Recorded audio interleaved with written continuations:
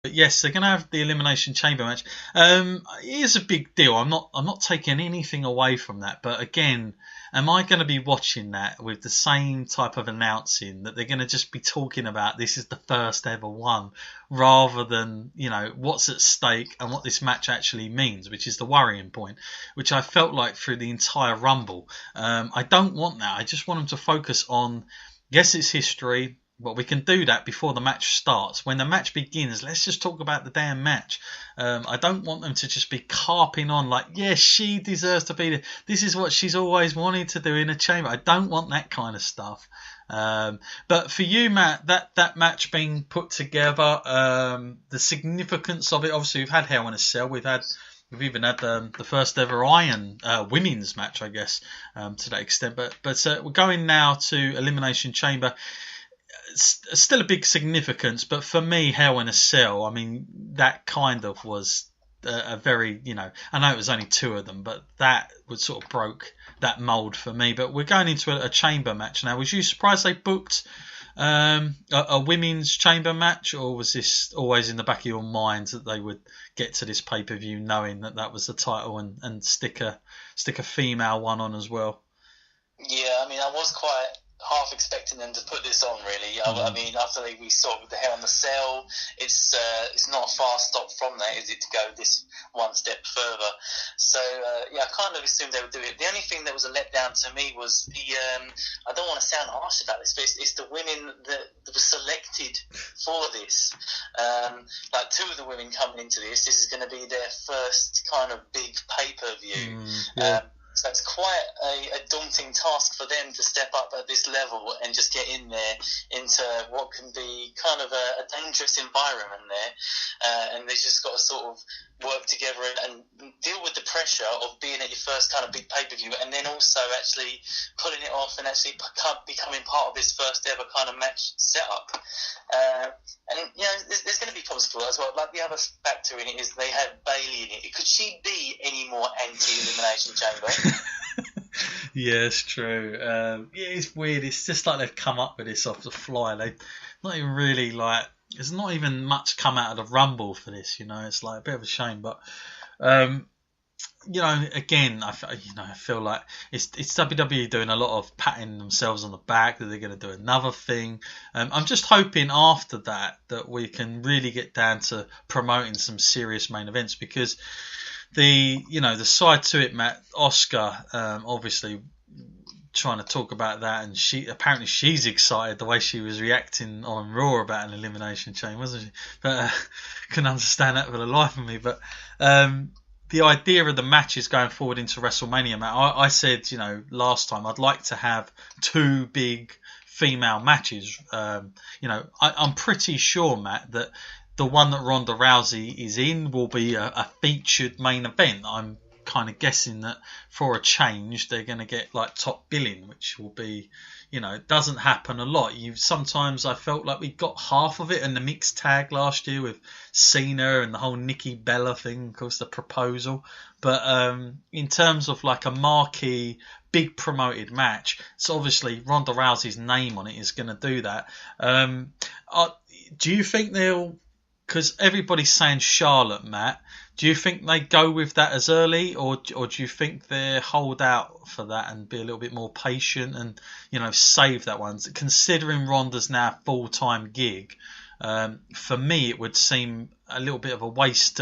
I mean, of course I want to see the best of the best, don't get me wrong, as a fan, but I kind of feel like in the long term, would it be better to just build this up a little bit more and save that match further down the line? What would you do with Ronda at the moment, Matt,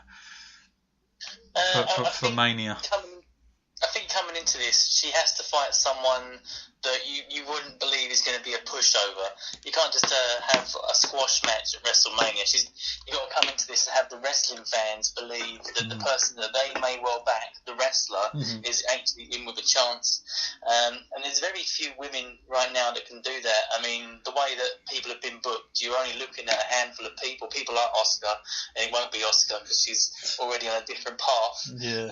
And then the other ones you can see is Charlotte and possibly maybe on an outside chance someone like Becky Lynch, but they haven't done a good enough job of building her up towards this point, and I'm not sure there's enough time left for that. So the only one with a sort of credible win-loss record and reputation is kind of Charlotte right now.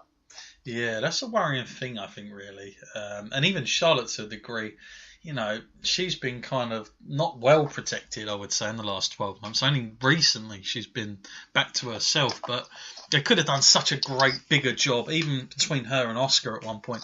I loved the fact when her and Bayley were feuding, like she was never beaten at a pay-per-view, but then would always lose it on a Raw or something.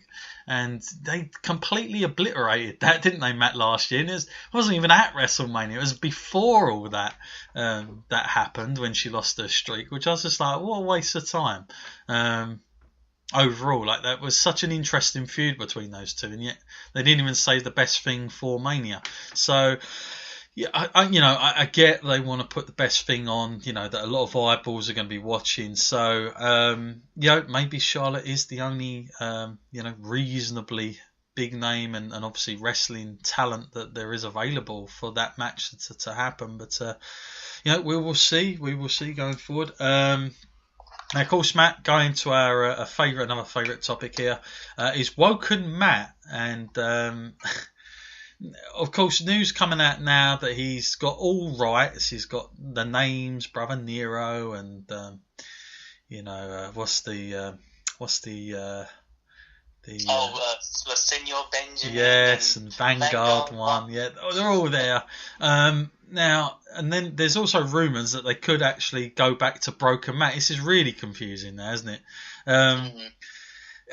Is this something... Because I felt at the Rumble, it got like a big pop, but fans, they want to like it, but it's becoming hard to like it, like stay liking it. Like they're liking it because they're remembering TNA. They're not liking it because of the now. Is that a feeling you get, Matt, and that WWE are not quite giving him enough, and this feud with Bray Wyatt seems to be going on forever, doesn't it?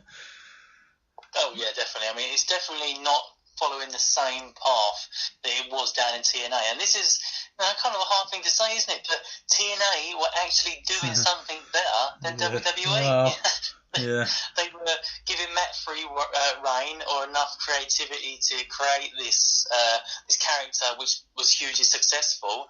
But then when WWE took over, something is not right. Clearly, I mean, whether Matt is being sort of edited a bit on what he can say and what he can't do, or whether the fact is that they just took too long and the actual time they give him on TV is really short. I'm kind of surprised at that. He doesn't really get much airtime. No, he doesn't. I feel like it's a combination of the both as well. I feel like since he's got there, everyone's been chanting delete. And yeah, I mean, when he was with the Hardy Boys, I get that was okay. But when he started to do the single stuff just as Matt Hardy, I'm like, come on already. Like, you might as well just take him off TV and then bring him back as this fresh character. This has all happened in a space of almost a week when he come out as the Woken gimmick. And the feud with Bray Wyatt, as we've said, always, it's not great stuff. The fact that he lost the match at Raw 25 didn't set well either, did it? So I don't know. I don't know if there's room for it in WWE. I'm kind of I'm feeling for Matt, because I feel like this could all end in just people not really giving a damn, and we'll look back on this as like a complete hopeless effort on everybody's part. I would like to think that, now they've got all these rights, that they start to do, like, for instance, Matt, the videos and stuff like that, they could be a lot more creative with them, I feel. Like, if he was doing all that with TNA, then, like, come on a minute.